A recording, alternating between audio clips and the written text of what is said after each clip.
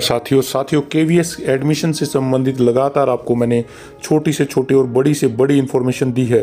साथियों, अभी निराशा हाथ नहीं लगी है। अभी दिल्ली हाई कोर्ट में ही केस में कुछ ऐसा हुआ है कि जिससे आपके अंदर नकारात्मक भावनाएं आ गई हैं, लेकिन मैं आपको बताऊंगा कि कहां पर अंतरिम राहत मिल गई है। जी हां, केवीएस के जो स्टूडेंट हैं, 5 साल से ऊपर के बच्चे जो एडमिशन लेना चाहते हैं, उन सभी के लिए काफ़ी बड़ी और राहत भरी खबर है। और क्या कहा अशोक अग्रवाल जी ने दिल्ली हाई कोर्ट में जजमेंट के बाद में, वो सारी बातें मैं बताऊंगा। लेकिन प्लीज़ प्लीज़ प्लीज़ आप सभी से रिक्वेस्ट है कि आप में से 70% लोग बगैर वीडियो को सब्सक्राइब किए ही चले जाते हैं। आपसे रिक्वेस्ट है कि आपके लिए पता नहीं कहाँ से ढूंढ के आपके सारे केसेस को इकट्ठा कर रहा हूँ, जिससे कि आपको सही और सटीक जानकारी मिलती रहे। तो केरला हाई कोर्ट का ये फैसला है, इसलिए आप इंस्टाग्राम पर, टेलीग्राम, ट्विटर और यूट्यूब को ज़रूर से ज़रूर सब्सक्राइब कर ले, जो भी आपके पास है, ताकि आपको सही जानकारी सही समय पर और रिलायबल सोर्सेज के साथ मिल सके। तो साथियों, बहुत जो इंडिया की विभिन्न अदालतों में केवीएस के खिलाफ ये रिट्स दायर की गई हैं, जिसमें Telangana high court, Bombay high court, Delhi high court, Kerala high court और दूसरी हाई कोर्ट्स में ये रिट पिटिशंस डाली गई हैं। तो दिल्ली हाई कोर्ट का मेन जो केस था, लेकिन दूसरे जो केसेस है वो भी बहुत ही इम्पोर्टेंट है। These are also very important case regarding KVS admission under 6 years age. So please kindly consider this video and looks very carefully. I am trying to my best for all things. So this is the case status of High Court of Kerala, WPC 76242022.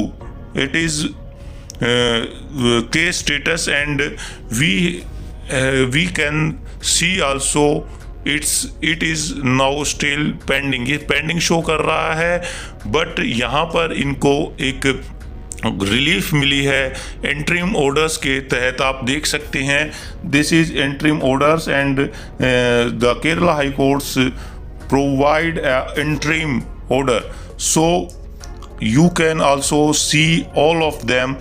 That the first hearing was 8th of March and it is pending because it not deliver any final judgment.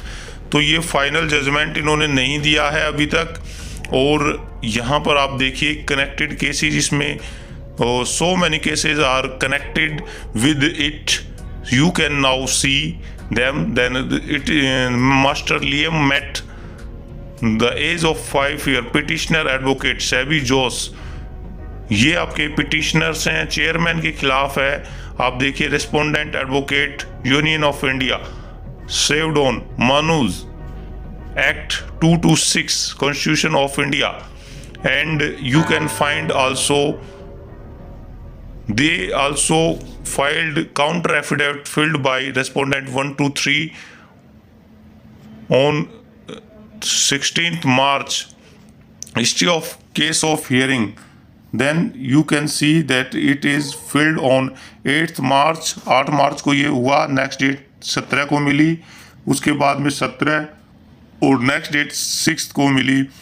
अब यहाँ पर इनको interim orders जारी कर दिए गए 8th of April and order issued. Interim orders, you can see here that Honorable Mr. Justice T.R. Ravi upload a interim order, and we will see it what is written in this order, that there is no objection, and you can find this order and we will download it.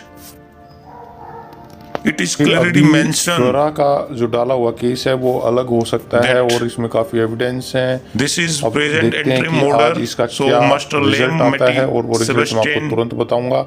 अब ये इनका इसकी as है 5 years 9 months residing in फ्रावेंटेज divine park lane order था वो भी तो अभी अपलोड नहीं रिस्पोंडेंट हुआ है, आप उसके देखिए बारे यहाँ में पूरी पर डिटेल बताएंगे। जॉइंट हाँ, सेक्रेटरी सुप्रीम कोर्ट शास्त्री में भवन क्या आगे चेयरमैन जाना केंद्रीय चाहिए या नहीं विद्यालय जाना चाहिए, चेयरमैन इस पे केंद्रीय आप विद्यालय सभी अपनी संस्थान कमेंट सेक्शन में राय संजीत सिंह जरूर मार्गनू दें दिल्ली कि आगे इसमें क्या हो सकता है। इसके अलावा तेलंगाना हाई कोर्ट में और भी एफिडेविट भी ऐसा फाइल ही किया एक गया केस था चल WPC रहा के है, तो उससे तहत। संबंधित भी जानकारी मैं आपको यहाँ पर पूरी की आगे पूरी दूंगा। डिटेल तो आपके अगर सामने आपको और ये जानकारी इंटरिम पसंद आए ऑर्डर्स तो चैनल पर जारी बने किया रहें गया है और हमारे बेल आइकन को भी DRV प्रेस कर लें ताकि आपको जल्द से जल्द नई इंफॉर्मेशन में समय डे ऑफ अप्रैल को ये जारी किया ऑर्डर है। This issued enrol in all these cases related to admission of children to the Kendriya Vidyalaya in the first standard. It is submitted that the petitioner have all completed their LKG and UKG and are awaiting admission in the class first. आप देखिए यहाँ पे उसने LKG और UKG की थी और पहली क्लास में एडमिशन के लिए इंतजार कर रहा था, लेकिन यहाँ पर ये एडमिशन क्राइटेरिया ही बदल दिया गया और अब बच्चा कहाँ जाएगा। तो यहाँ पर भी जो KVS ने एक दाव खेला और उन्होंने कह दिया कि दिल्ली हाई कोर्ट में ऐसा ही केस चल रहा है, तो 11 तारीख को उसकी हियरिंग है, तो उन्होंने इस पे टाइम ले लिया और 12 तारीख को यहाँ पर उन्होंने इससे स्टे ले लिया कि थोड़ा सा हमें टाइम दे दिया जाए। तो प्रोविजनली एडमिट द पिटिशनर, अब यहाँ पर बिल्कुल क्लियर कहा कि provisionally admit the petitioner, this order will not give any equity in favour of the petitioner. But यहाँ पर इनको एक प्रोविजनल फौरी तौर पर ये एक ऑर्डर जारी कर दिया है कि ये ऑर्डर जारी करेंगे कि यहाँ पर इनको फॉर्म भरने की इजाज़त दे दी जाए। तो साथियों, सबसे बड़ी न्यूज़ अब मैं आपको दूंगा कि श्री अशोक अग्रवाल जी भी तैयार हो गए हैं डिवीज़न बेंच के पास। अब वो रिजल्ट दोबारा से दायर करेंगे डिवीज़न बेंच के साथ। अब साथियों, जैसे ये सिंगल बेंच में था, तो अब ये डिवीज़न बेंच के लिए उन्होंने केस फाइल करने की पूरी तैयारी कर ली। आप सभी को बहुत बहुत शुभकामनाएं साथियों कि अशोक अग्रवाल जी लगे हुए हैं और हम भी उनके साथ लगे हुए हैं। कहीं ना कहीं तो सवेरा निकलेगा ही और आप जैसे बच्चों की जो दुआएं हैं वो कहीं ना कहीं काम आएंगी।